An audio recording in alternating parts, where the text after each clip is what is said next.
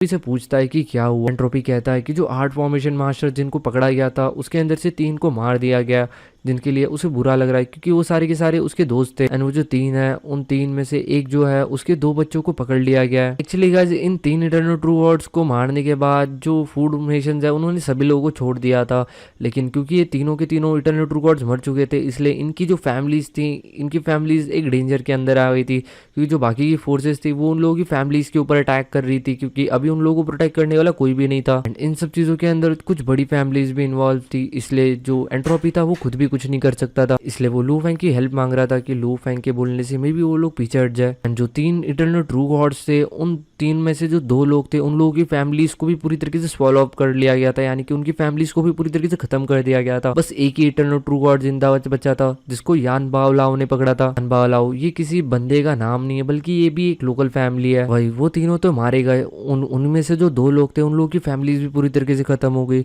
बस एक last family बची थी, वो थी क्विंग फैंग फैमिली। एंड इस वक्त जो एंट्रोपी था वो कैसे भी करके क्विंग फैंग फैमिली को बचाना चाहता था कि उसकी क्विंग फैंग फैमिली भी धीरे धीरे करके खत्म हो रही थी। उन लोगों को बहुत बुरी तरीके से लूटा जा रहा था, मारा जा रहा था।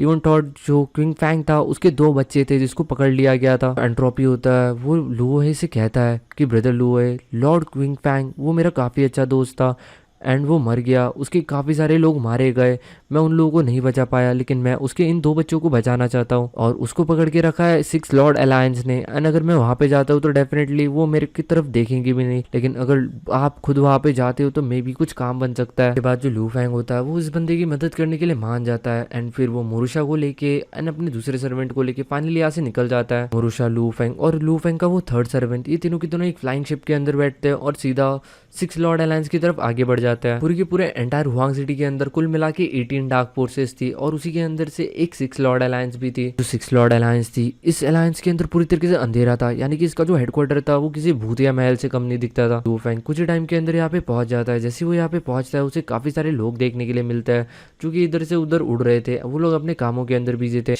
हम लोग को इस अलायंस के इंटरनल का सीन दिखाया जाता है जहाँ पे जो मेन हॉल होता है उसके अंदर 2 बच्चे बैठे रहते हैं जिनको बंदी बना के रखा गया था। एंड डेफिनेटली एक क्विंग फैंग के ही बच्चे थे जिनके सामने एक वुमेन थी जिसने रेड कलर के कपड़े पहन के रखे थे। वो इन 2 बच्चों को डराते हुए कहती है तुम्हारे फादर ऑलरेडी मर चुके हैं एंड तुम्हारे पास काफी सारा ट्रेजर है, इतना सारा ट्रेजर लेके तुम कहाँ जाओगे, तुम्हें वो सारा का सारा ट्रेजर मेरे हैंड ओवर कर देना चाहिए जिसके थ्रू में कम से कम तुम अपनी जान बचा पाओगे। वैसे भी तुम्हारे काफी सारे लोग ऑलरेडी मारे जा चुके हैं, तुम्हें ये सारा का सारा ट्रेजर मुझे सौंप देना चाहिए। एलईडी जानती थी कि जो लॉर्ड क्विंग फैंग था वो एक इटर्नल ट्रू गॉड था एंड डेफिनेटली उसने अपने बच्चों के लिए कुछ ना कुछ रखा होगा जो कि यांगफेंग गिल्ड के ट्रेजरी के अंदर होगा। वो उन लोगों को कहती है कि वो यांगफेंग गिल्ड से कांटेक्ट करे एंड उनके अकाउंट के अंदर जितना भी पैसा पड़ा हुआ है वो सारा का सारा मंगा ले। ये जो औरत थी ये औरत अपने ऊपर काफी ज्यादा गर्व महसूस कर रही थी क्योंकि उसे लग रहा था कि अगर उसने इन 2 बच्चों को नहीं पकड़ा होता तो इन दोनों को किसी और फोर्स ने पकड़ लिया होता। ये जो लाल कपड़ों वाली औरत थी इस औरत का नाम था क्योंग योन जान। शिफ्ट तो हम लोग को लू फैंग देखने के लिए मिलता है जो कि मोरुशा के साथ ऑलरेडी अलायंस के गेट के बाहर पहुंच चुका था। वो अपनी शिप को बाहर रख देता है। मोरुशा और लू फैंग डायरेक्टली इस 6 लॉर्ड अलायंस के अंदर घुसे चले आते हैं। मोरुशा लू फैंग से पूछता है मास्टर क्या इन सभी लोगों को मार देना है। जो लू फैंग था वो ऑलरेडी आगे बढ़ चुका था एंड अंदर घुसते ही जो लू फैंग होता है वो काफी सारी फॉर्मेशन को तोड़ना शुरू कर देता है। ये सारी जो फॉर्मेशन होती है वो लू फैंग के सामने कुछ भी नहीं थी। तुरंत यहाँ के जितने भी गार्ड्स होते हैं उन लोगों की फटके 1000 हो जाती है क्योंकि वो लू फैंग के बारे में काफी अच्छी तरीके से जानते थे। उनमें से कोई भी लू फैंग को रोकने की बिल्कुल भी कोशिश नहीं करता। जो लू फैंग होता है वो काफी सारी इस बिल्डिंग की दीवारें तोड़ते हुए डायरेक्टली बिल्डिंग के मेन हॉल के अंदर पहुंचता है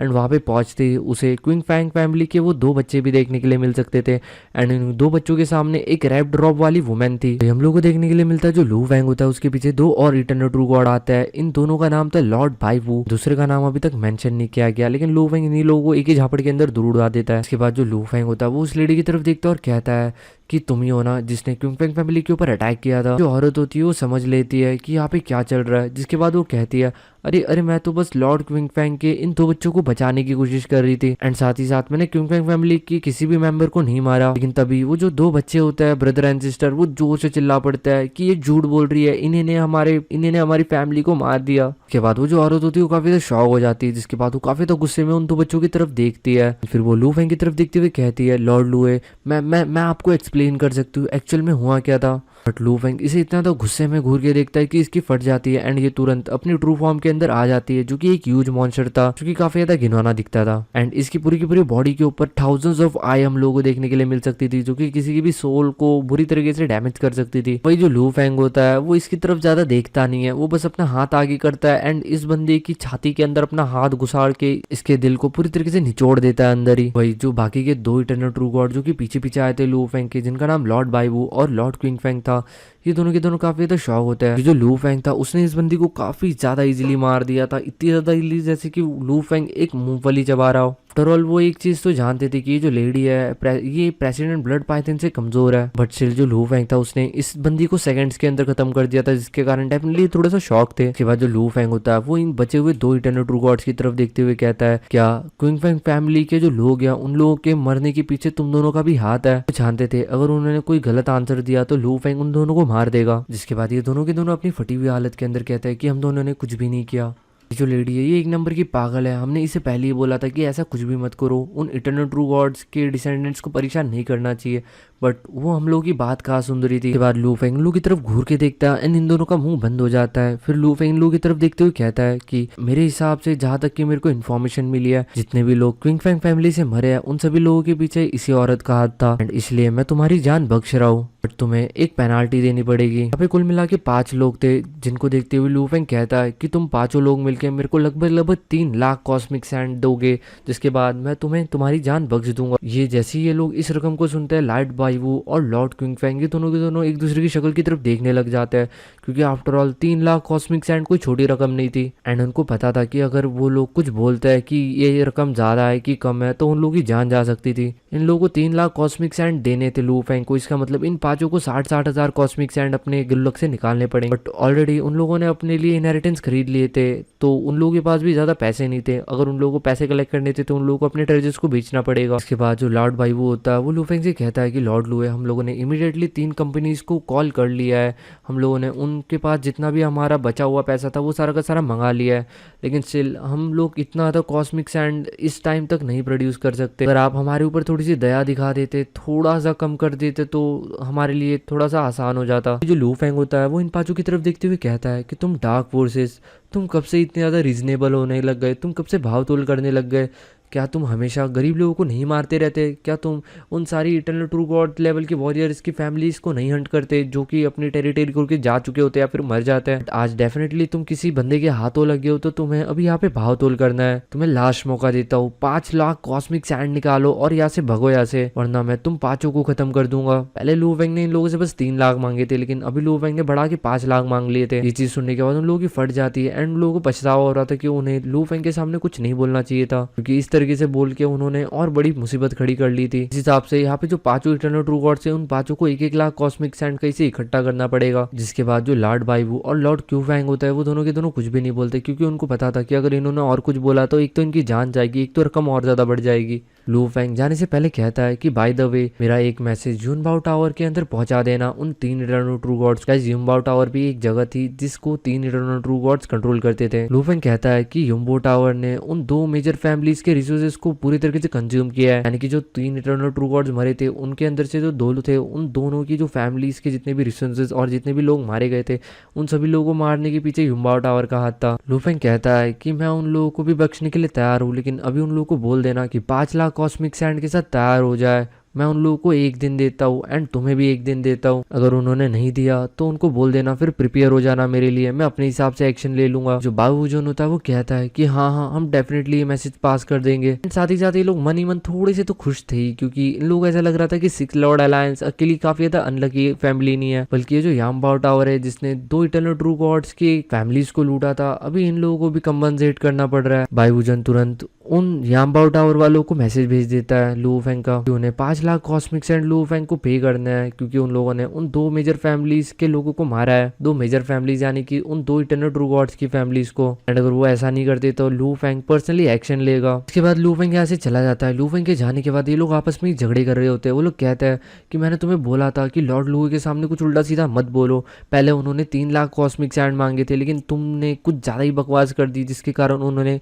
जो प्राइस है वो बढ़ा के 5 लाख कॉस्मिक सेंड कर दिया, ये सारी की सारी गलती तुम्हारी है, इसलिए अभी तुम ही बचा हुआ पैसा दोगे। साथ ही साथ ये इस चीज के लिए भी थोड़ा सा तो मन ही मन खुश थे कि यही अकेले नहीं है जो कि इन सब चीजों के अंदर पेले गए। इनके साथ साथ यांबाओ टावर भी इस बार पिसने वाला है। सीन शिफ्ट होता है, हम लोग को यांबाओ टावर का ब्रांच देखने के लिए मिला है हुआंग सिटी के अंदर, जिसके अंदर 3 इटरनल ट्रू गॉड्स थे। यांबाओ टावर भी गाइस एक अच्छा खासा पावर होल्ड करता था का पूरा हुआंग सिटी के अंदर। एंड जो बाकी की छोटी मोटी फोर्सेस थी वो लोग भी इन लोगों से ज्यादा जूझने की कोशिश नहीं करती थी। हम लोग को 2 डिप्यूटी ओनर देखने के लिए मिलता है यांबाओ ओनर की, जो कि काफी तो शौक हो जाते हैं इस न्यूज से कि लो है गॉड ने उन लोगों के ऊपर फाइन लगाया 5 लाख कॉस्मिक सैंड का। एंड अगर ये लोग इस फाइन को एक दिन के अंदर अंदर पे नहीं करते तो लू फैंग खुद इनके ऊपर एक्शन लेगा। इसमें से जो एक डिप्यूटी चीफ होता है उसका नाम होता है टियाम्बाओ, वो कहता है कि ये बंदा ये इस तरीके से हमें कैसे बुली कर सकता है। इसके बाद ये तीनों की दोनों आपस में बात करते हैं। इनको कुछ भी समझ नहीं आ रहा था कि इस वक्त अभी इन्हें क्या करना चाहिए।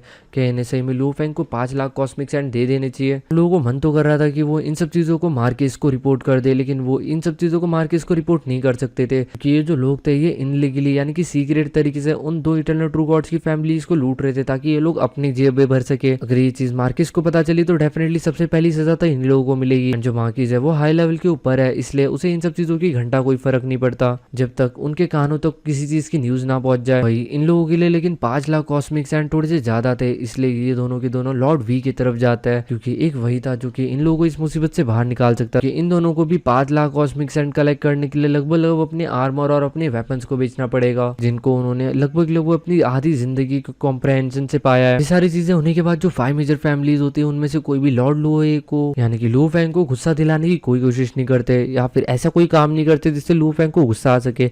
वो सबके सब बस लॉर्ड वी की तरफ जा रहे थे उससे मदद मांगने के लिए। वही ये लोग लॉर्ड वी की तरफ जब आते हैं ये लोग आपस में डिस्कस करते हैं, क्योंकि जो लॉर्ड वी था वो भी काफी था पावरफुल पर्सन था एंड वो यांगबो टावर का में भी ओनर था। वो कहता है कि लू फैंग ने साफ साफ इन लोगों को धमकी दी है, अगर इन लोगों ने उसको पैसे नहीं दिए तो डेफिनेटली लू फैंग इन लोगों के खिलाफ एक्शन लेगा। इन लोगों को लू फैंग की बातों के ऊपर कोई भी शक नहीं था, क्योंकि लू फैंग 5 मेजर फैमिली से भी नहीं डरा था, तो वो इनकी जैसे छोटी मोटी फैमिली से क्यों डरेंगे। के बाद जो यांबाओ टावर का ओनर होता है वो कहता है चाहे अभी जो कुछ भी हो, जो भी गंदगी फैली है जल्दी से साफ कर लो और निकलो यहाँ से। एंड रही बात लॉर्ड लुओए की, ये बंदा काफी ज्यादा एरोगेंट है एंड अपने एरोगेंस के कारण जरूर ये एक ना एक दिन पेला जाएगा, जिस तरीके से बड़ी फैमिलीज के साथ पंगे लेता रहता है। बट फिलहाल हम लोग को इसके साथ पंगे नहीं लेने चाहिए। इसके बाद ये तीनों की तीनों जो होता है वो तीनों के तीनों मिलके 5 लाख कॉस्मिक सैंड का छोटा छोटा हिस्सा मतलब 3 हिस्सों के अंदर करते हैं और तीनों की तीनों डिसाइड करते हैं कि ये तीनों मिलके पे करेंगे। लेकिन जो ओनर होता है उसके पास थोड़ी सी उधारी बची रहती है और ये दोनों के दोनों गरीब रहता है, तो वो दोनों कहते हैं डिप्यूटी चीफ कि हम दोनों मिलके 2.5 लाख कॉस्मिक सैंड पे करेंगे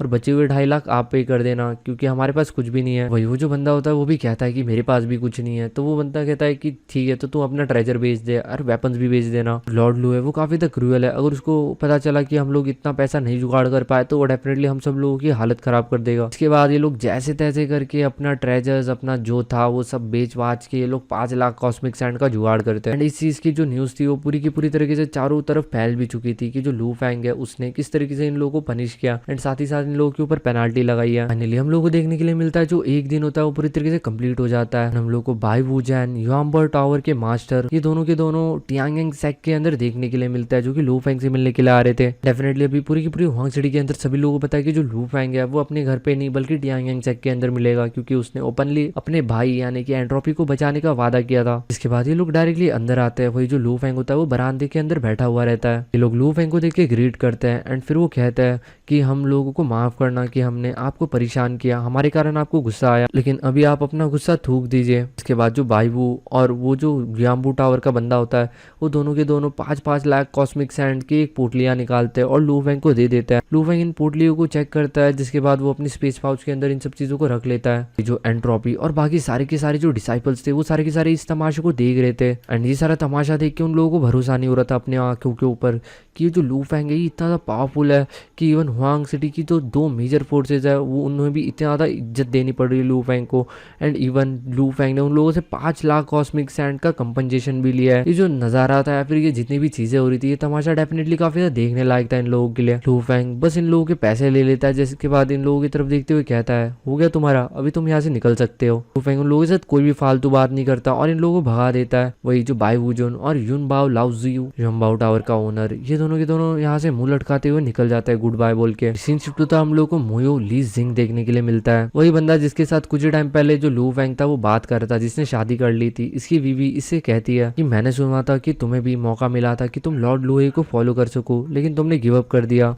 मोलो जुजिन कहता है कि मैं अपनी जिंदगी रिस्क में नहीं डालना चाहता था, एंड आफ्टर ऑल यहाँ पे आना भी मेरे लिए काफी ज्यादा अच्छा साबित हुआ, क्योंकि यहाँ पे आने के बाद ही मुझे तुम मिली। अल्टॉट मैंने अपना गिव अप कर भी दिया, लेकिन स्टिल जो मेरे दूसरा भाई था, सेकंड ब्रदर, वो अभी भी डिवाइन लॉर्ड को फॉलो कर रहा है। मैं डेफिनेटली उसके लिए काफी ज्यादा खुश हूँ। बट वो जो लड़की होती है वो कहती है लेकिन तुमने काफी ज्यादा ग्रेट अपॉर्चुनिटी मिस कर दी, एंड इस लड़की को अपने पति के लिए काफी ज्यादा बुरा लग रहा था। वही सीन शिफ्ट होता है हम लोग को लू फेंग और एंटियान यान, ये दोनों के दोनों मस्त गार्डन के अंदर घूमते हुए देखने के लिए मिलता है।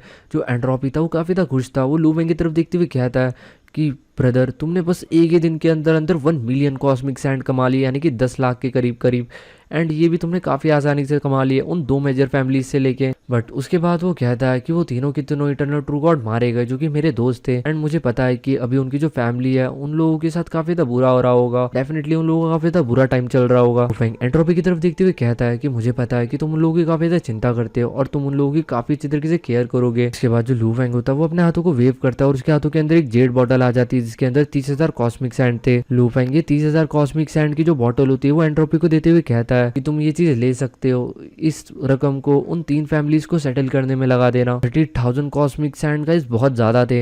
एक इटर्नल ट्रू गॉड के पास भी कुल मिला के कुछ 10, 11, 12 या फिर 15,000 कॉस्मिक सैंड के आसपास की रकम होती है। बट जो लू फेंग था उसकी बात अलग थी, क्योंकि वो इटर्नल ट्रू गॉड्स का भी भगवान था यहाँ पे, एंड डेफिनेटली पूरे की पूरी हुआंग सिटी के अंदर टॉप पोजीशन के ऊपर एक्वायर करता था। तो जितनी भी बड़ी बड़ी फैमिलीज चलती थी इनको लू फेंग के सामने झुक के रहना पड़ता था, एंड इसलिए लू फेंग को लाखों रुपए या फिर लाखों मिलियंस कमाने में ज्यादा टाइम नहीं लगता था। बट स्टिल 30,000 कॉस्मिक सैंड्स काफी ज्यादा थी इन 3 फैमिलीज को सेटल करने के लिए, क्योंकि आफ्टर ऑल इन लोगों के फैमिलीज के अंदर कौन ही होगा ज्यादा से ज्यादा वॉइड स्पेस लेवल के वॉरियर्स, एंड जो सबसे ज्यादा लोगों की संख्या होगी वो तो ट्रू गॉड्स होंगे। जो ट्रू गॉड्स होते हैं उनको बड़ी मुश्किल से 1 आध सेंचुरी मेहनत करने के बाद 10 कॉस्मिक सैंड के आसपास का रकम मिलता है, एंड वही जो void true God space level के वॉरियर्स होते हैं उन लोगों के पास कुछ 1000, 1500 बड़ी मुश्किल से रहते हैं। तो इस हिसाब से जो 30,000 कॉस्मिक सैंड की रकम है वो काफी ज्यादा है। एंट्रोपी ये रकम लेने से मना कर देता है, लेकिन लू फेंग वापिस से वो जो जेट की बॉटल होती है वो एंट्रोपी के हाथों के अंदर डाल देता है, एंड वो कहता है कि मुझे प्लीज वापस मत करो।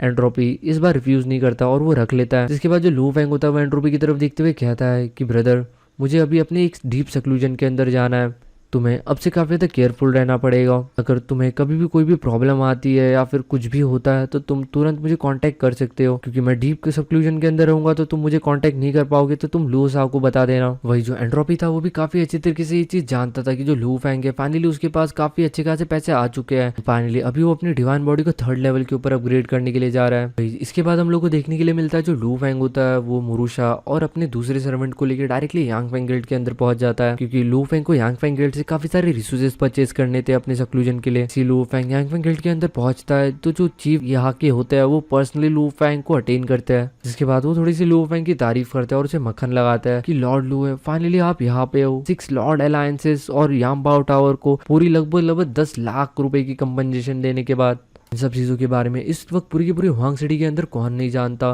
डेफिनेटली इस चीज़ को बस तुम ही कर सकते हो। लू फेंग कहता है अरे यार वो तो छोटी मोटी बात है, कोई ना, यहाँ पे मैं एक्चुअली एक ऑर्डर देने के लिए आया था, मुझे अपने लिए कुछ रिफाइनिंग मटेरियल्स मंगाने हैं। उसके बाद जो लू फेंग होता है वो यांग फेंग गिल्ड को एक लिस्ट दे देता है, एंड उस लिस्ट के अकॉर्डिंग जो लू फेंग के जितने भी प्रोडक्ट्स थे उनका जो कंप्लीट प्राइस था वो 3.65 मिलियन कॉस्मिक सैंड के आसपास था, जिसको अगर मैं मिलियन से हटा दूं तो 36,50,000 कॉस्मिक सैंड होता है। ये चीफ लू फेंग की तरफ देखते हुए स्माइल करते हुए बोलता है कि सारे के सारे जो रिफाइनिंग मटेरियल्स है इस सही में काफ़ी ज़्यादा रियर और प्रीशियस है, लेकिन इनमें से जो ज़्यादातर है वो सारे के सारे ऑर्डिनरी है।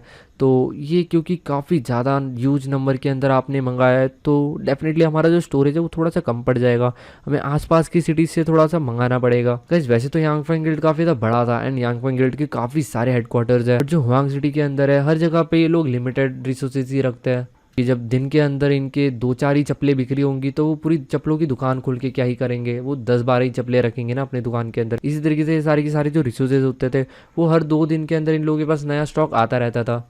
ये जो लू फेंग होता है वो यांग फेंग गिल्ड के ओनर से पूछता है कि मुझे इन सब चीज़ों के लिए कितना टाइम वेट करना पड़ेगा। ऐसे तो जो हमारा ये सारा जो सामान है वो हर 10 दिन के अंदर रिव्यू होता है, लेकिन मैं कोशिश करूंगा कि मैं जल्दी से जल्दी मंगा लूँ, एंड इन सब चीज़ों के लिए कम से कम 2 दिन का टाइम तो लगेगा ही। इसके बाद ये चीफ कहता है कि आपको चिंता करने की कोई ज़रूरत नहीं है, जब सारा का सारा सामान इकट्ठा हो जाएगा तो मैं खुद पर्सनली आपको ये सारा का सारा सामान डिलीवर करने के लिए आऊँगा आपकी केव के अंदर। गाइस लू फेंग से बड़े ट्रांजेक्शन शायद ही पूरे के पूरे हुआंग सिटी के अंदर कोई करता होगा यांग फेंग गिल्ड के साथ। आप लोग यांग फेंग गिल्ड को कमज़ोर मत समझना, यांग फेंग गिल्ड काफ़ी ज़्यादा एशियंट और काफ़ी ज़्यादा पुरानी है। लोगों को ऐसा लग रहा होगा कि जो लू फेंग है वो 3.65 मिलियन यानी कि 36 लाख कॉस्मिक सैंड कॉइन का ट्रांजेक्शन कर रहा है, तो ये यांग फेंग गिल्ड के लिए बड़ा होगा। गाइस ये बड़ा तो था लेकिन इतना भी ज़्यादा बड़ा नहीं था, क्योंकि जो चॉज लॉर्ड लेवल के मॉन्स्टर्स होते हैं उन लोगों के भाई 10-10, 15-15, 20-20 मिलियन तक के कॉस्मिक सैंड के ट्रांजेक्शन हो जाते हैं। वही जो गॉड लेवल के वॉरियर्स होते हैं, इवन उन लोगों के जो ऑर्डिनरी वेपन्स होते हैं वो कई करोड़ों के अंदर चले जाते हैं। एंड यांग फेंग गिल्ड जो था वो अपने आप में एक दुकान थी जो कि सभी लोगों के लिए खुली थी। इसके बाद यांग फेंग गिल्ड का जो डिप्यूटी चीफ होता है वो खुद लू फेंग को दरवाजे तक छोड़ने के लिए आता है। फाइनली जो लू फेंग था वो ऑलरेडी यहाँ से जा चुका था। लू फेंग के जाने के बाद ये डिप्यूटी चीफ मनी मन सोच रहा होता है कि ये जो बंदा है इसने एक साथ इतने सारी मटेरियल्स क्यों मंगाए, इवन इसने इतने ज्यादा मटेरियल्स मंगाए कि मेरी जो इन्फिनाइट डिवाइन बॉडी है उसके लिए भी इतने सारे मटेरियल्स की नीड नहीं है। क्या ये कोई super large mechanical secret treasure को रिफाइन करने की कोशिश कर रहा है? क्योंकि ये जो बंदा था यानी कि लू फेंग वो एंट्रोपी की काफी ज्यादा क्लोज था और एंट्रोपी एक वेपन रिफाइनर था, तो मे भी उनको लग रहा था कि जो लू फेंग है वो किसी super large mechanical secret treasure को रिफाइन करना चाहता है, एंड उसीलिए उसने इतने सारे रिसोर्सेज मंगाए। और ना इन लोगों को इतना तो भरोसा नहीं हो रहा था कि लू फेंग की डिवाइन बॉडी इतनी ज्यादा बड़ी हो सकती है। बट इन लोगों को कहा था कि जहाँ ऑर्डिनरी इटर्नल ट्रू गॉड जो होते हैं उन लोगों की जो बॉडी की लिमिट होती है वो लगभग 3.6 लाख किलोमीटर के आसपास खत्म हो जाती है, लेकिन वही जो लू फेंग की बॉडी है वो ऑलरेडी 18 लाख किलोमीटर को सरपास कर चुकी है, जो कि किसी चॉज लॉर्ड लेवल के वॉरियर से भी ज्यादा बड़ी बॉडी होगी। इतनी बड़ी बॉडी का डेफिनेटली लू फेंग को काफी ज्यादा फायदा मिलता है पूरे के पूरे बैटल्स के अंदर, क्योंकि लू फेंग के ऊपर अगर कोई खतरनाक अटैक भी कर दे फिर भी एट द एंड जो लू फेंग होता है वो जिंदा रह जाता है, क्योंकि उसकी बॉडी इतनी ज्यादा बड़ी है। उसकी बॉडी का वो जो डिवाइन पावर रिजर्व होगा वो कितना ही ज्यादा बड़ा होगा, और एज लॉन्ग एज किसी बंदे की बॉडी के अंदर डिवाइन पावर्स है उसकी बॉडी पूरी तरीके से ठीक हो सकती है दोबारा से। वही जो यांग फेंग पवेलियन मास्टर होता है वो कहता है जी कंट्री के जो चॉज लॉर्ड है जिनका नाम लियोन मार्किस है उन्होंने यू टियानयू और यू टियानयी को भेजा है हुआंग सिटी के अंदर। इस वक्त हुआंग सिटी के अंदर शी कंट्री के 3 पावरफुल लोग हैं जो कि जुयुन, यू टियानयू और यून टियानयी है, और ब्लड क्लाउड को तो आप भूल ही गए जो कि इन सभी लोगों का बाप है। ये तीनों की तीनों हुआंग सिटी के अंदर है, तो डेफिनेटली इस बार ये जो यू कंट्री वाले लोग हैं डेफिनेटली कुछ बड़ा प्लान कर रहे हैं। एंड जो आर्ट फॉर्मेशन मास्टर को पकड़ा गया था ये तो बस एक शुरुआत थी, आगे आगे आके जो सिचुएशन है वो और ज्यादा खराब होने वाली है।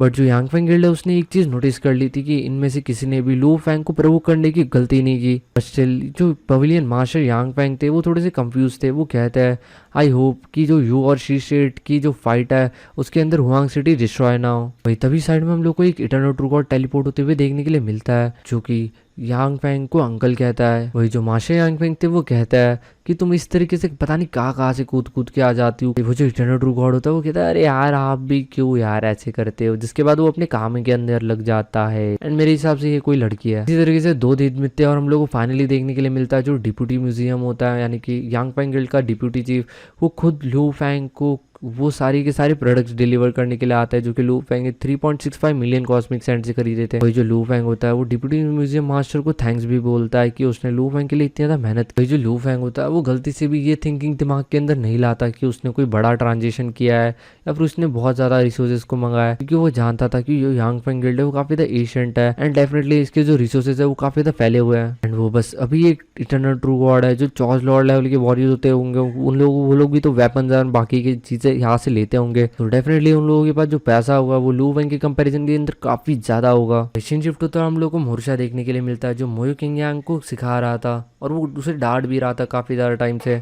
कि वो किसी टेक्निक को सही से परफॉर्म नहीं कर रहा था।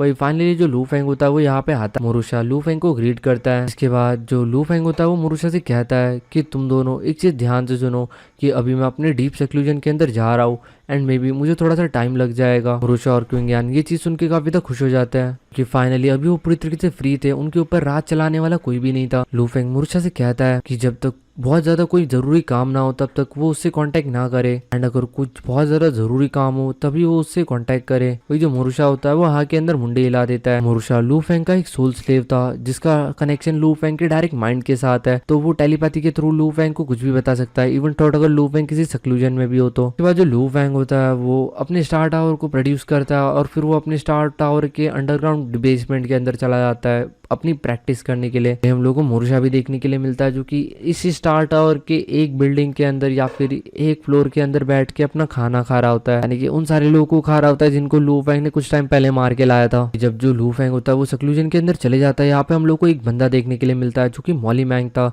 जो कि मेन गेट के ऊपर लू फेंग के खड़ा था। वही मोरुशा से अटैक करते हुए कहता है कि डिप्यूटी सिटी लॉर्ड मॉली, मैं ऑलरेडी आपको 1000 बार बता चुका हूँ कि जो मेरे मास्टर है वो अपने सक्लूजन के अंदर है एंड वो अभी किसी को भी नहीं मिलने वाले। मोरुशा था वो थोड़ा सा फ्रस्ट्रेट हो गया था क्योंकि वो सोया हुआ था, मॉली मैंगलियान कहीं बाहर गया हुआ था एंड उसे खुद आके आकर दरवाजा खोलना पड़ा। जो मॉली मैंगलियान होता है वो कहता है कि ये काफी ज्यादा अर्जेंट मैटर है, मुझे तुम्हारे मास्टर से कांटेक्ट करना है। मोरुशा कहता है अच्छा अर्जेंट है, कितना ज़्यादा अर्जेंट है, क्या एंट्रोपी एंट्रोपी क्या मरने वाला है या फिर हुआंग सिटी पूरी तरीके से डिस्ट्रॉय होने वाली है। फिर जो मॉली मैंग होता है वो कहता है कि एक्चुअली जो सिटी लॉर्ड मेंशन है वो लॉर्ड लुए की मदद लेना चाहती है एंड अभी वो काफ़ी ज़्यादा सीरियस मैटर है। जो मोरुशा होता है वो कहता है कि देखो मास्टर ने स्ट्रिक्ट ऑर्डर्स दिया है कि जब तक कुछ बहुत ज़्यादा सीरियस ना हो तब तक मैं उन्हें डिस्टर्ब ना करूँ। तो ये जो तुम्हारा सिटी लॉर्ड मेंशन का मैटर है तो तुम आपस में समझा लो और स्टिल अगर मास्टर उठे तो मैं उन्हें बता दूंगा, लेकिन अभी मैं मास्टर से कांटेक्ट नहीं कर सकता। उसके बाद जो मोरुशा होता है मॉली मैंग को यहाँ से भगा देता है। वही जो मॉली मैंग था उसके पास कोई और दूसरी चॉइस भी नहीं थी यहाँ से भगने के अलावा, क्योंकि वो लू फेंग को कुछ बोल नहीं सकता था। लू फेंग से बस एक ही बंदा कांटेक्ट कर सकता था, वो था उसका सर्वेंट एंड लू फेंग का सर्वेंट था मोरुशा एंड मोरुशा को इन लोगों से चिढ़ मचती थी क्योंकि इन लोगों के सामने जो मोरुशा था उसे काफी ज्यादा कमजोर बन के रहना पड़ता था। लेकिन अगर इनमें से किसी को भी गलती से पता चल गया कि मोरुशा कौन है एंड उसकी एक्चुअल पावर क्या है तो इन सभी लोगों के फटके 1000 हो जाएगा। इस वक्त सही में जो मोरुशा है वो इतना ज्यादा पावरफुल है कि इवन जो खुद लू फेंग है वो भी मोरुशा को कुछ भी नहीं बिगाड़ सकता। हम लोगों को लू फेंग देखने के लिए मिलता है जो कि फाइनली अपनी ट्रेनिंग करने के लिए बैठ गया था। उसने सारी की सारी चीजों को अरेंज कर दिया था, इस वक्त वो पूरी तरीके से तैयार था अपना प्रोसेस स्टार्ट करने के लिए। लू फेंग ने ऑलरेडी चॉस पावर डायग्राम को काफी अच्छी तरीके से समझा था, अभी लू फेंग इसके 3rd लेवल को समझने के लिए जा रहा था। उसके बाद जो लू फेंग होता है वो अपनी डिवाइन बॉडी को बाहर निकालता है और जो लू फेंग की डिवाइन बॉडी थी वो किसी super large weapon secret treasure से कम नहीं थी, क्योंकि लू फेंग की बॉडी इतनी ज्यादा बड़ी थी इसलिए लू फेंग को इतने ज्यादा रिसोर्सेस लगते थे। गाइस वैसे भी जो बॉडी रिफाइनिंग की टेक्निक्स होती है वो काफी ज्यादा कॉम्प्लिकेटेड रहती है। साथ ही साथ जो लू फेंग की बॉडी है वो भी कोई छोटी मोटी बॉडी नहीं है, वो एक परफेक्ट डिवाइन बॉडी है जो कि 18 लाख किलोमीटर के आसपास है। इसके ऊपर डेफिनेटली जो लू फेंग है उसे काफी ज्यादा मेहनत करनी पड़ती है। इसी तरीके से वक्त बीतता है और हम लोग को देखने के लिए मिलता है 30,000 से ज्यादा दिन पास हो चुके थे। ओरिजिन कॉन्टिनेंट के अंदर जो एक दिन होता है वो अर्थ के हिसाब से एक पूरे के पूरे साल के बराबर में। लू फेंग को अगर यहाँ पे 30,000 ऑलरेडी दिन बीत चुके हैं तो अर्थ के ऊपर पता नहीं कितने हजारों सेंचुरीज बीत चुकी होगी। तो ये जो बॉडी रिफाइनिंग वगैरह जो भी लू फेंग कर रहा था इस चीज के अंदर काफी ज्यादा दर्द भी होता है, लेकिन जो लू फेंग की सोल है, लू फेंग की विल है वो काफी ज्यादा स्ट्रांग है एंड उसे इन सब चीजों की, इन सारी दर्द को सहने की आदत भी पड़ चुकी थी। फाइनली 30,000 दिनों के बाद जो लू फेंग की बॉडी है वो पूरी तरीके से तैयार थी। उसके बाद जो लू फेंग होता है वो अपनी 18 बिलियन किलोमीटर लंबी चौड़ी बॉडी से एक पंच खींच के हवा के अंदर मारता है एंड ये जो पंच होता है इसके कारण पूरी तरीके से हवा डिसॉर्ड हो जाती है एंड यहाँ पे बहुत भयानक वेव फ्लक्चुएशंस क्रिएट होती है। डेफिनेटली इन वेव फ्लक्चुएशंस को देखते हुए जो लू फेंग होता है वो काफी ज्यादा शॉक हो जाता है एंड उसे फील होता है कि वो सही में काफी ज्यादा पावरफुल बन चुका है। लगभग लगभग अभी वो पीक के ऊपर पहुंचने वाला है। अगर उसे इससे ज्यादा पावरफुल बनना है तो उसे चौथ रिलम के अंदर एंटर करना पड़ेगा, ना किसी भी इटर्नल ट्रू गॉड के लिए इससे ज्यादा पावरफुल बनना लगभग लगभग इम्पॉसिबल है। इसलिए जो लू फेंग था वो कुछ पावरफुल मूव्स को भी कॉम्प्रहेंड करना चाहता था जिनको ऑलरेडी लू फेंग पहले से कॉम्प्रहेंड कर रहा था। इसलिए जो लू फेंग होता है वो अपनी विल को कॉम्प्रहेंड करने के बारे में सोचता है। जो लू फेंग था वो काफी ज्यादा पावरफुल था एंड उसकी सोल भी काफी ज्यादा पावरफुल थी, इसलिए वो अपनी पावर्स की मदद से, अपनी सोल पावर की मदद से एक्सटेंशन अटैक को प्रैक्टिस करना चाहता था। एक्सटेंशन अटैक एक इस तरीके का अटैक है जिस तरीके से जब किसी की बॉडी बर्स्ट आउट होती है तो किस तरीके से बड़ा सा धमाका होता है, तो उसी तरीके से एक्सटेंशन अटैक के अंदर भी बॉडी के अंदर से काफी सारी एनर्जी बाहर निकलती है। पर डेफिनेटली इस अटैक के अंदर कोई बंदा मरता नहीं है। लू फेंग फाइनली उठ के खड़ा हो जाता है एंड फिर अपने आप से कहता है कि फाइनली इस बार उसकी मेहनत रंग लाई एंड पूरी की पूरी ओरिजिन कॉन्टिनेंट के अंदर शायद ही कोई बंदा होगा इस वक्त, कोई इटर्नल ट्रू गॉड लेवल का बंदा जो कि लू फेंग के साथ फाइट कर सके। लू फेंग मन ही मन सोचता है कि मे भी कुछ इटर्नल ट्रू गॉड ऐसे निकल सकते हैं जो कि रिलम के केस के अंदर उससे ज्यादा हायर टर्म के ऊपर हो, बट अगर लू फेंग की डिवाइन बॉडी आ जाती है तो डेफिनेटली पूरा का पूरा एडवांटेज लू फेंग एट द एंड लेके जाता है। कि किसी पर्सन का जो रिलम है वो कितना ही ज्यादा पावरफुल क्यों ना हो, बट एट द एंड जब डिवाइन बॉडी की बात आ जाती है तो सारे रिलम टेक्निक्स वगैरह ये सारी की सारी चीजें बुरी तरीके से फेल हो जाती है। तो अभी तक आप लोगों ने देख लिया था जो लू फेंग होता है वो चॉस पावर डायग्राम का 3rd पार्ट को कॉम्प्रहेंड कर चुका था, जिसके बाद उसे लगता है कि शायद ही पूरे के पूरे हुआंग सिटी के अंदर कोई इटर्नल ट्रू गॉड होगा जो कि उससे मैच कर पाएगा। अपनी डिवाइन बॉडी के अंदर जो लू फेंग था वो ऑलरेडी पीक के ऊपर पहुंच चुका था एंड उसे ऐसा लग रहा था कि अभी वो इसके अंदर और ज्यादा प्रोग्रेस नहीं कर सकता।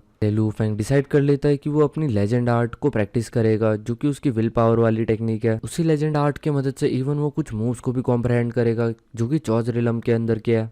चॉस को समझना इतना ज़्यादा आसान नहीं था, ये चीज़ रातों रात तो बिल्कुल भी नहीं की जा सकती थी। जो लोग अपना ब्लड लाइन कल्टिवेशन फॉलो करते हैं वो लोग चॉस रिलम तक तो पहुंच जाते हैं इजीली, बट चॉस रिलम के आगे जाना उनके लिए मुश्किल ही नहीं नामुमकिन हो जाता है। बट जो लोग लॉस के थ्रू आगे बढ़ते हैं उन लोगों के लिए स्टार्टिंग में तो मुश्किल आती है, बट बाद में भी उनको इतनी ज़्यादा अलग चीज़ें नहीं लगती, बिकॉज उन्होंने स्टार्टिंग से ही लॉस को प्रैक्टिस करके रखा होता है, जो कि काफ़ी ज़्यादा मुश्किल होता है। लू फेंग के पास बस अभी एक ही रास्ता था, जो था लॉस को प्रैक्टिस करना। लू फेंग अपने आप से कहता है कि उसने ऑलरेडी 3 सीक्रेट टेक्निक्स को प्रैक्टिस कर लिया है चॉस पावर डायग्राम की, जो कि boundary breaking, 9 sword, 9 nightmare realm और level of eternal true god है। जो लू फेंग था वो अपने एलिमेंट आर्ट के अंदर इंप्रूव कर सकता था, इसलिए वो great destruction heart refining method को प्रैक्टिस करने लग जाता है ताकि वो अपने विल पावर को और ज्यादा पावरफुल कर सके। वैसे तो ये जो टेक्निक है ये थोड़ी सी पेनफुल होती है, बट जो लू फेंग का माइंड है वो ऑलरेडी इन सब चीजों से अडेप्ट हो चुका है, इसलिए अभी उन्हें इन सब चीजों से पेन नहीं फील होता। ये अपने सोल को एक फिक्स लेवल के टेम्परिंग के ऊपर रख के जो लू फेंग होता है वो फाइनली स्टार टावर से बाहर आता है। स्टार टावर का दरवाजा खुलते ही जो मोरुशा एंड मोयो किंग यांग होता है ये दोनों के दोनों भाग के होता है। लू फेंग की परफेक्ट डिवाइन बॉडी थी, वो पूरी तरीके से सारे के सारे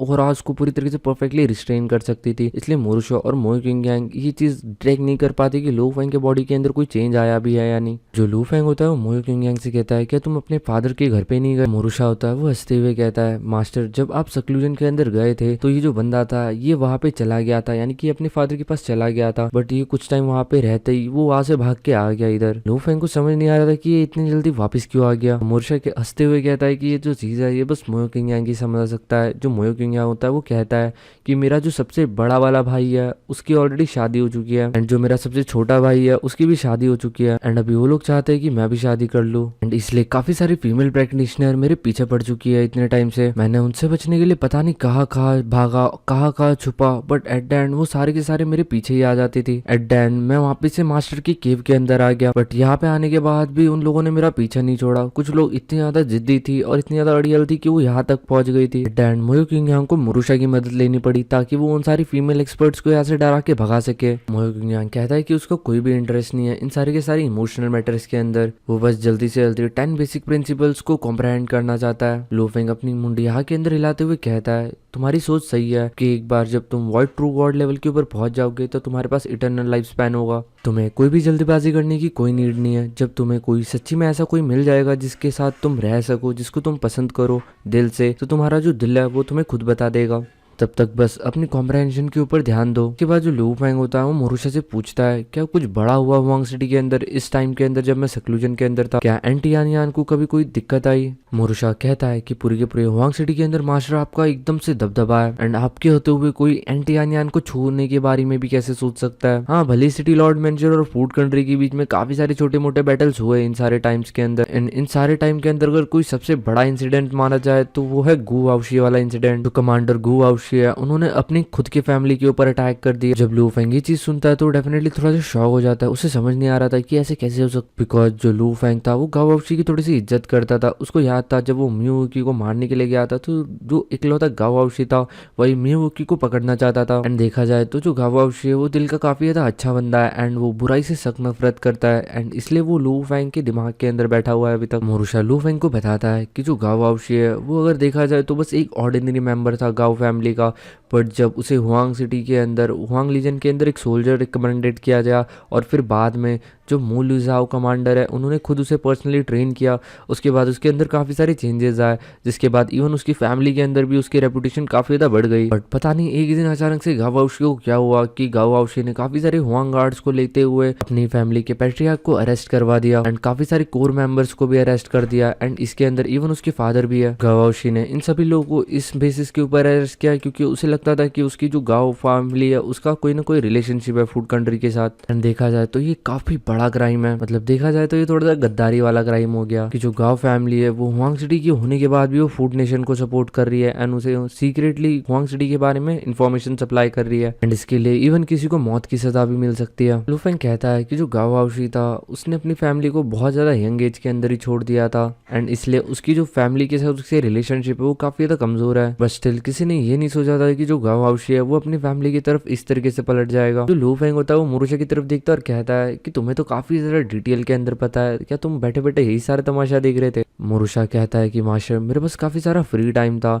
मैं काफी टाइम तक खाते रहता था, पीते रहता था और बैठे रहता था और सोते रहता था। तो इन सारे टाइम्स के अंदर ये छोटी मोटी जो न्यूज़ेस होती थी ये मेरे कानों के अंदर पड़ती रहती थी। बाय द वे जो डिप्टी सिटी लॉर्ड मॉली है वो आपसे मिलने के लिए आए थे, वो आपसे कुछ हेल्प मांगने चाहते थे सिटी लॉर्ड मेंशन की तरफ से। जिसके बाद जो लू फेंग होता है वो उन दोनों को बुला लेता है। कुछ टाइम के बाद हम लोग को देखने के लिए मिलता है मॉली जाओ और मॉली मैंग, ये दोनों के दोनों आ चुके थे लू फेंग के केव के अंदर। लू फेंग का जो पवेलियन था वो उसके केव के माउंटेन के टॉप के ऊपर था। वही पवेलियन के अंदर का सीन दिखाया जाता है जहाँ पे लू फेंग सबसे बड़ी सीट के ऊपर बैठा था। वो अपने साइड के 2 सीट्स के ऊपर मॉली मैंग और मॉली जाओ को बैठने के लिए कहता है। वही जो मोयो किंग यांग था वो इन सभी लोगों को वाइन सर्व कर रहा था। कुछ टाइम के बाद जो मॉली जाओ होता है वो लू फेंग से कहता है कि मुझे लगता है कि ब्रदर लूहे को ऑलरेडी पता होगा कि जो फूड नेशन की फोर्सेज है वो काफ़ी ज़्यादा प्रॉब्लम क्रिएट कर रही है वांग सिटी के अंदर। इसके कारण हमारे सिटी लॉर्ड मेंशन को भी काफ़ी ज़्यादा सरदर्द बन चुका है ये सारी चीज़ें। आज मैं यहाँ पे सिटी लॉर्ड मेंशन की तरफ से एज अ रिप्रेजेंटेटिव आपकी मदद मांगने के लिए आया हूँ। लू फेंग जैसी ये चीज़ सुनता है वो कहता है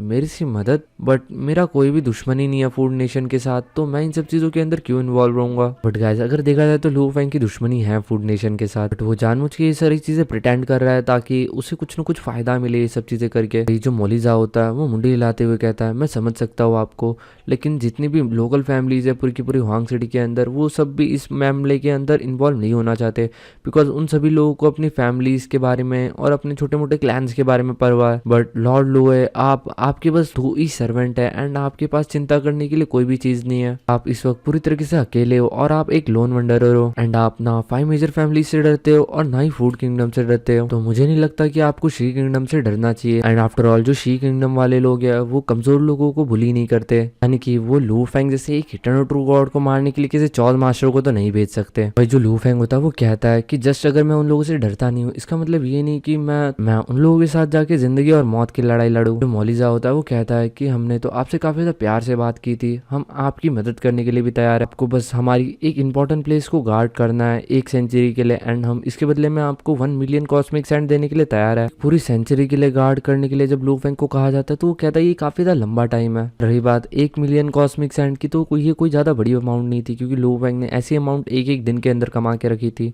वही जो मौलिजा होता है वो लू फेंग से कहता है कि आपको पूरी 1 सेंचुरी के लिए गार्ड करने की कोई नीड नहीं है। एक बार जैसी जो ब्लड क्लाउड है वो एक बार हमला कर दे उसके बाद आपको बस एक ही बार प्रोटेक्ट करना होगा, उसके बाद आपका जो मिशन है वो खत्म हो जाएगा। इन लोगों का ये टाइमलाइन है कि 1 सेंचुरी के अंदर अंदर जो ब्लड क्लाउड है वो हमला कर सकता है। बट लू फेंग कहता है कि तुम्हें ये चीज पता होनी चाहिए कि 1 मिलियन कॉस्मिक सैंड मेरे लिए कुछ भी नहीं है। वही जो मौलिजा होता है वो कहता है हम जानते हैं ये चीज बहुत अच्छी से क्योंकि आपने 6 लॉर्ड अलायंस और यमबाओ टावर इन सभी लोगों को 1 मिलियन कॉस्मिक सैंड देने के लिए आपने मजबूर कर दिया था एंड इस तरीके से आपने एक ही दिन के अंदर इतने कॉस्मिक सैंड कमा लिए। बट हमारी जो सिटी लॉर्ड मेंशन के रिसोर्सेज है वो भी काफी ज्यादा लिमिटेड है। बट तभी जो लू फेंग होता है वो स्माइल करते हुए कहता है कि मुझे हेजी वैनम चाहिए। जैसी जो मौलिजा होता है वो हेजी वैनम के बारे में सुनता है वो काफी ज्यादा शॉक हो जाता है, उसको भरोसा नहीं हो रहा था कि लू फेंग को एक्चुअली हेजी वैनम के बारे में पता है, क्योंकि जो हेजी वैनम है ये सीक्रेटली प्रोड्यूस किया जाता है यू स्टेट के द्वारा एंड इसकी जो कीमत होती है वो काफी ज्यादा होती है। मौलिजा लू फेंग से पूछता है कि लू फेंग को इन सब चीजों के बारे में कहाँ से पता चला। लू फेंग कहता है कि उसने ऐसी कहीं से सुन लिया था।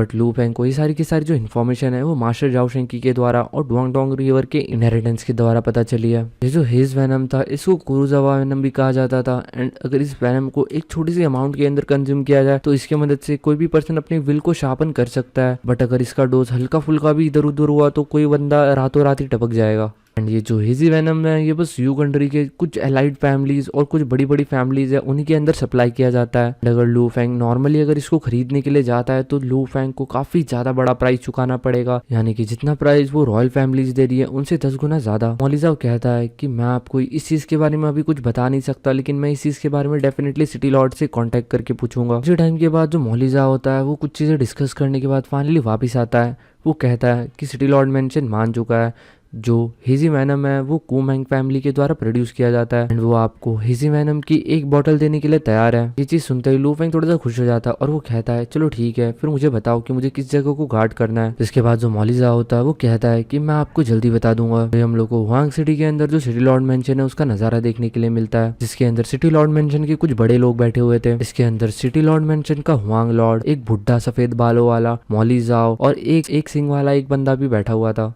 जो हुआंग लॉर्ड होता है वो हंसते हुए कहता है इतना ज्यादा पावरफुल पर्सन जिसके पास कोई भी बंदिश ना हो, यानी कि जिसके ऊपर कोई भी लगाम ना हो, ऐसे इंसान को हायर करना काफी ज्यादा आसान है। एंड ये इस वक्त लू फेंग की बात कर रहे थे।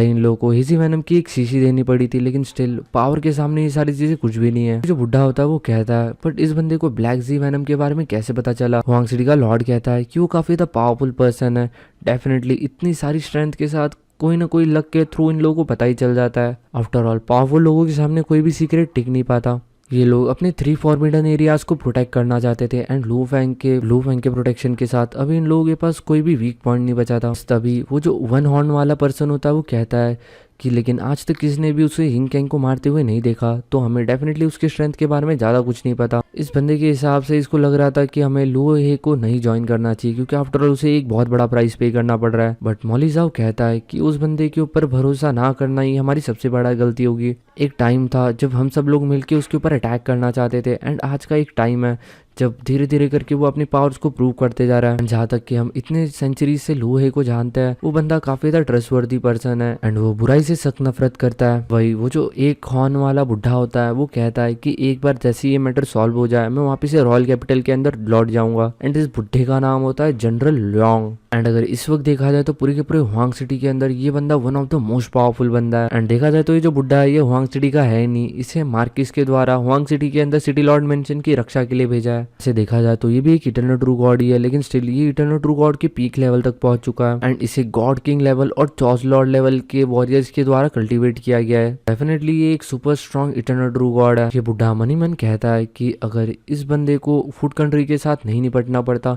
तो ये डेफिनेटली लू फेंग के साथ जाके लड़ता, क्योंकि इसे चेक करना था कि ये लू हे कितना ही ज्यादा पावरफुल है, क्योंकि इसके बारे में जो अफवाह है वो दिन ब दिन बढ़ती जा रही थी। वही सीन शिफ्ट होता हम लोग को देखने के लिए मिलता है कि जो लू फेंग, मॉली मैंग और मॉलिजाओ लोग एक काफी ज्यादा इंपॉर्टेंट प्लेस के ऊपर आते हैं हुआंग सिटी के। इसी जगह पे हम लोग को गोल्डन टाइगर लीजन भी देखने के लिए मिल सकता था, जो कि 10 मेजर लीजन्स के अंदर से एक है और लीजन का मतलब होता है मैकेनिकल सुप्रीम ट्रेजर। वही लू फेंग की जो फ्लाइंग बोट होती है वो इस लीजन कैंप के अंदर आके लैंड करती है, जिसके अंदर सिर्फ 5 फिगर्स बाहर आते हैं, जिसमें मॉलिजाओ, मॉली मैंग, लू फेंग और लू फेंग के 2 सर्वेंट थे।